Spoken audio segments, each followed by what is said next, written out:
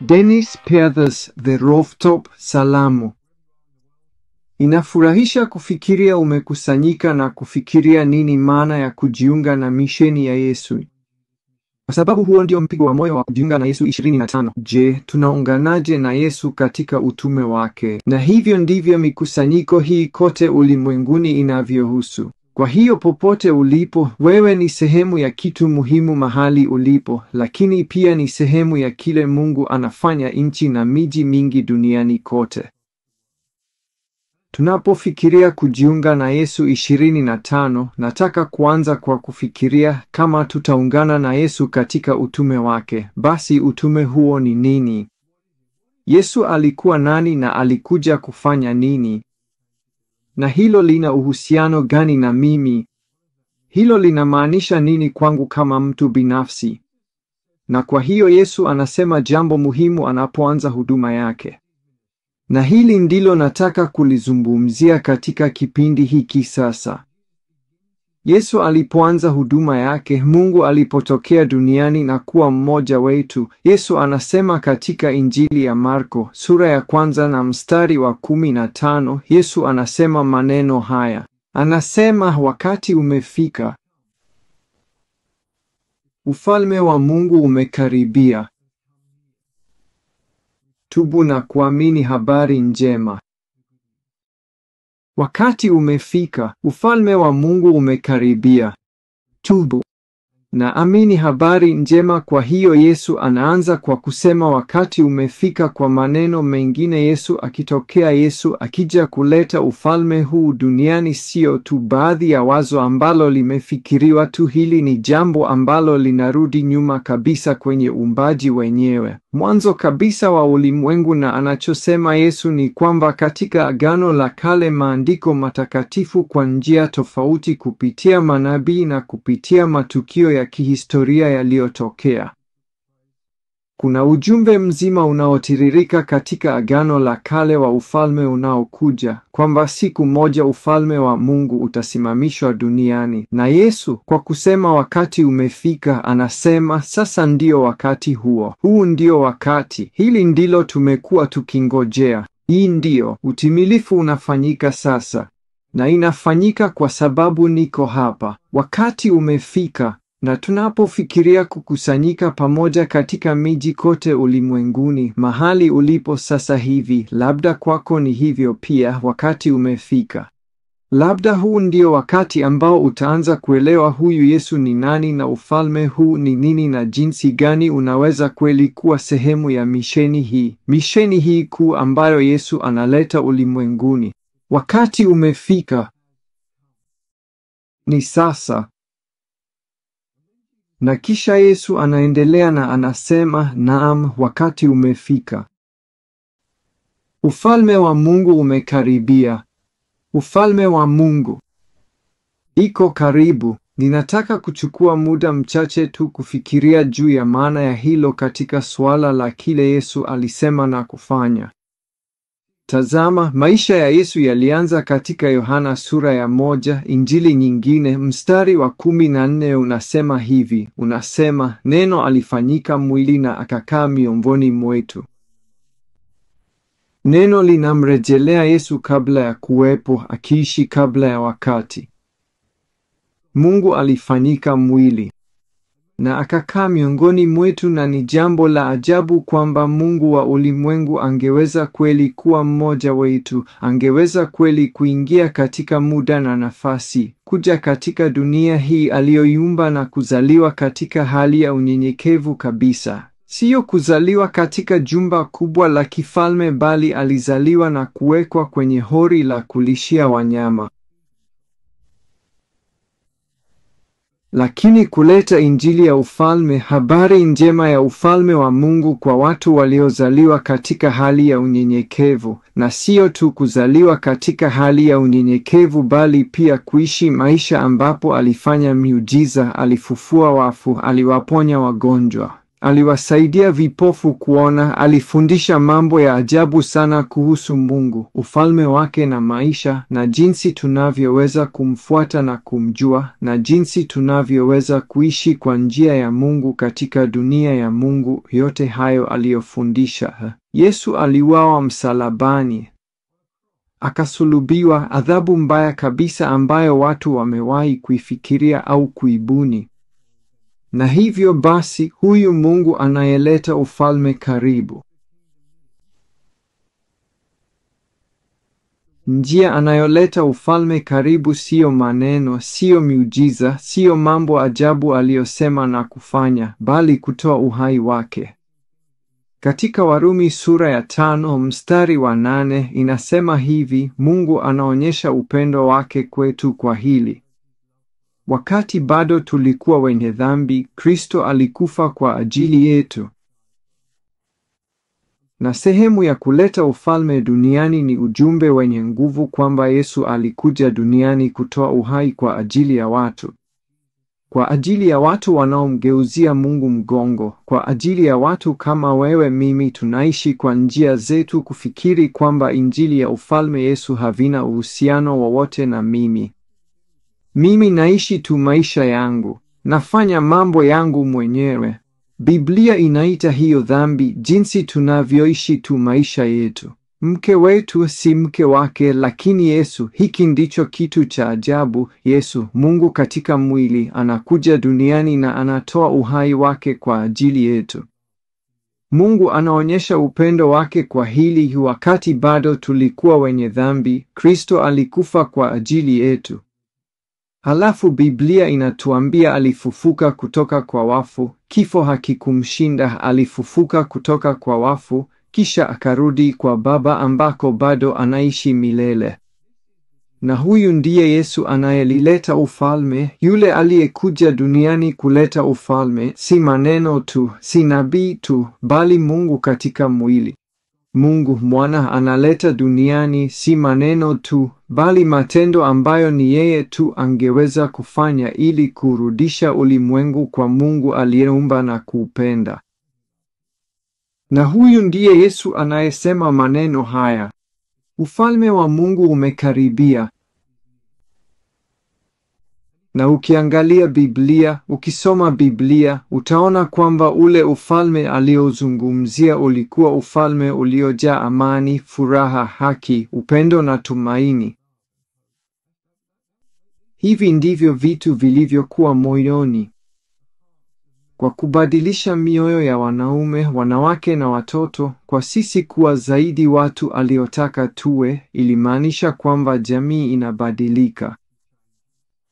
Kwamba dunia inakuwa mahali pazuri zaidi pa kuishi kwa sababu watu wanaishi kwa namna ambayo Mungu anataka waishi. Lakini Yesu anaposema maneno haya, ufalme wa Mungu umekaribia, ni jambo la kushangaza kuona alimaanisha nini kwa kusema ufalme umekaribia. Ukweli huu wote mkuu, dhabihu hii kuu, yote aliyofanya kwa ajili ya dunia. Na kisha unapoiangalia Biblia, unaanza kuona ni nani hasa hii injili ya ufalme imewalenga.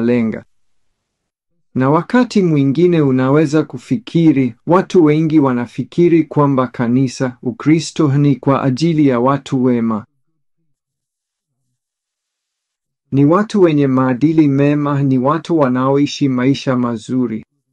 Unajua, Yesu alipouleta ufalme karibu, hakuja duniani na kuwaambia watu wema, nina baraka kwa ajili yenu kwa sababu nyinyi ni wema. Kwa kweli alifanya wazi kabisa kwamba hakuna hata mmoja wetu aliye mwema vya kutosha.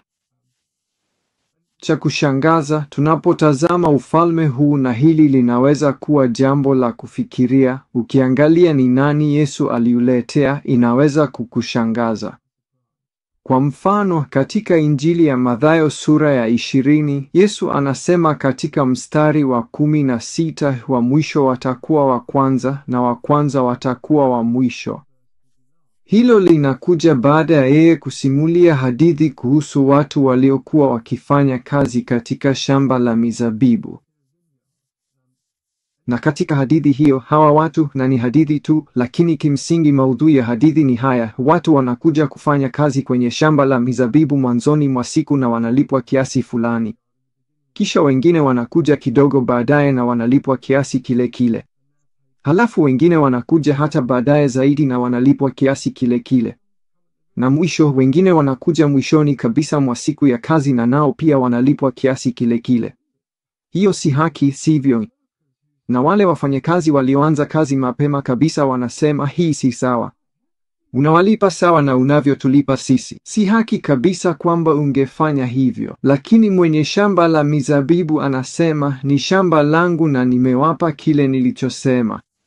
Ni juu yangu kufanya ninachotaka na kilicho changu. Kama nataka kuwalipa sawa, naweza kufanya hivyo. Na lengo la hadithi hiyo rahisi ni la kina sana na ni la ajabu, la kina kabisa, kwa sababu kimsingi inachosema ni kwamba hakuna hata mmoja wetu anayepata kile alichostahili au alichochuma tunapoingia katika ufalme. Yote ni kuhusu neema ya Mungu, wema wa Mungu na fadhili za Mungu. Mungu hatuletei ufalme na kutupa kwa sababu tunastahili. Anatupa kwa sababu anatupenda kiasi cha kufa kwa ajili yetu. Kwa hiyo kama wewe au mimi tunafikiri kwamba hatufai kwa ajili ya ufalme huu, basi sio uzuri wetu unaotuonyesha kwamba tunauhitaji. Hatuwezi kuupata kwa sababu sisi ni wazuri vya kutosha. Kwa hivyo inakuja mwisho. Na kisha katika Luka sura ya 19 na mstari wa 10 inasema hivi: mwana wa Adamu ambaye ni Yesu alikuja kutafuta na kuokoa waliopotea. Kwa hiyo kuna waliopotea na kuna waliopotea. Na hii ni kisa kote kuhusu mtu aitwaye Zakayo ambaye alikuwa mtoza ushuru mbaya mwenye pupa. Na watu walifikiri wao wabaya. Ni wale waliokuwa nje kweli. Mungu asingeweza kuwapenda kamwe, lakini anakuja kwa Yesu. Anapanda juu ya mti ili aweze kumwona kwa sababu yeye ni mfupi sana. Kisha Yesu anaenda nyumbani kwake kula naye. Na huyu mtu Zakayo anataka kuwa katika ufalme huu, ingawa ni mwovu, mbaya na mchafu sana. Na anasema kwa Yesu, Yesu, nataka kuwa ndani na nitatoa pesa zangu. Nitafanya mambo haya yote. Na si kwa sababu alifanya mambo hayo, bali ni kwa sababu Yesu anaona moyo wake. Yesu anasema kwamba wokovu umekuja kwa mtu huyu kwa sababu mwana wa Adamu alikuja kutafuta na kuokoa kilichopotea. Hivyo huu ufalme unapokaribia, maana yake ni hii: unakuja duniani kuleta habari njema kwa watu waovu, wanaoishi gizani, wanaotenda dhambi, wanaofanya mambo mabaya, kusema mambo mabaya na kutenda vibaya. Hii siyo pongezi kwa watu wema. Kwa kweli ni kubadilisha kabisa watu wanaohitaji kubadilishwa. Wewe, mimi, sisi sote tunalihitaji Mungu. Hiki ndicho kitu cha ajabu kuhusu huu ufalme. Mungu anakupenda jinsi ulivyo, na anataka kukubadilisha uwe vile anavyotaka uwe, na sio tu waliopotea na wa mwisho, bali pia walio wadogo kabisa. Katika Mathayo sura ya 25 mstari wa 40 inasema hivi: mfalme atajibu, amin nawaambia, chochote mlichowafanyia mmoja wa hawa ndugu zangu walio wadogo kabisa, mmenifanyia mimi. Na tena hiyo ni sehemu ya hadithi nyingine ambayo Yesu alisimulia katika Mathayo sura ya 25, na anasimulia hadithi pale kuhusu kondoo na mbuzi na jinsi mfalme huyu atakavyokuja kuwatuza watu kwa yale walioyafanya. Na katika hadithi hiyo ya kondoo na mbuzi, kimsingi anasema kuna mbuzi ambao hawafanyi kwa njia sahihi na kondoo wanaofanya kwa njia sahihi. Na njia sahihi ni nini? Ni kwamba tunapoishi maisha yetu katika ufalme huu, tunapaswa kutambua kwamba tunachopaswa kufanya ni kuwatembelea wafungwa, kuwapa chakula wenye njaa, kuwapa wenye kiu kitu cha kunywa. Tunapaswa kuishi kama Yesu anavyotaka tuishi ili tuweze kuwaonyesha watu jinsi ufalme huu ulivyo. Na huu ufalme unakuja kwa waliovunjika zaidi, maskini zaidi, wahitaji zaidi, waliokata tamaa zaidi, na kuwaambia kuna habari njema kwa ajili yenu. ufalme wa Mungu umekaribia. Kisha kutoa chakula, kutoa kinywaji, kutoa msaada, kutoa tumaini, mambo hayo yote. Na hicho ndicho Yesu analeta anapouleta ufalme wa Mungu. Anaposema ufalme wa Mungu umekaribia, ndicho anachosema kwamba huu ufalme wa Mungu hauko tu kwa wale, kwa kweli hauko kabisa kwa wale wanaofikiri wao ni wazuri vya kutosha. Ni kwa ajili ya watu wote, iwe tunajiona wazuri au wabaya kiasi gani. Kuna nafasi katika ufalme huu kwa ajili yetu. Hakuna anayebaguliwa. Tafadhali shikilia hilo vizuri. Hakuna anayebaguliwa. Ufalme huu ni kwa wote. Lakini hatuwezi tu kuingia kwa nguvu zetu wenyewe. Yesu hakuja katika ulimwengu huu kuzaliwa kwa unyenyekevu, kufa msalabani, kufufuliwa kutoka kwa wafu, kurudi kwa Baba, na kwa njia anarudi tena pia. Hakufanya hayo yote ili tuweze kuingia katika ufalme huu. Kuna jambo ambalo tunahitaji kufanya ambalo ni sehemu yake muhimu. Ufalme wa Mungu umekaribia. Neno linalofuata Yesu anasema ni kutubu. Kutubu kunamaanisha nini? Kama ninavyoelewa nini maana ya kutubu, inamaanisha kitu kama hiki. Ina maana acha kwenda katika mwelekeo huu, mwelekeo wako mwenyewe ambapo unaishi maisha yako na kufanya mambo yako, na kuwa tayari kugeuka na kuanza kuelekea upande tofauti ambao kwa hakika ndio uelekeo ambao Yesu anataka uende. Katika Mathayo sura ya 16 mstari wa 24, Yesu anasema, mtu yeyote akitaka kunifuata ajikane mwenyewe. Chukua msalaba wake anifuate. Kuingia ufalme huu sio tu kwa ajili ya thawabu, sio jambo la ubinafsi. Kutubu kunamaanisha kugeuka, kusema kuanzia sasa natambua nina Bwana mpya. Kuna mtu ninaishi maisha yangu kwa ajili yake, najisalimisha, najinyenyekeza, na mkabidhi Yesu maisha yangu. Kuingia ufalme wake kunamaanisha kumtawaza kuwa mfalme. Yeye ndiye mfalme anayetawala na kuongoza, na mimi namwambia Yesu, haya ndiyo maisha yangu. Ninajua nilipokuwa Mkristo miaka mingi iliyopita, nilimwambia Yesu maneno haya kwa urahisi. Haya hapa maisha yangu, fanya unavyotaka nayo. Sikujua maneno yoyote magumu, nilisema hivyo tu. Na katika kusema hivyo miaka mingi iliyopita kwa Yesu, nilikuwa nimeketi kwenye treni nje kidogo ya katikati mwa London, na nikamwambia Yesu maneno hayo. Na nilipomwambia Yesu maneno hayo, hiyo ilikuwa ni toba yangu. Hiyo ilikuwa kusema kwangu, ndiyo Bwana, sasa ni wewe unaishi ndani yangu. Na nilihisi tofauti niliposema maneno hayo. Naamini Mungu alikuja kukaa ndani yangu.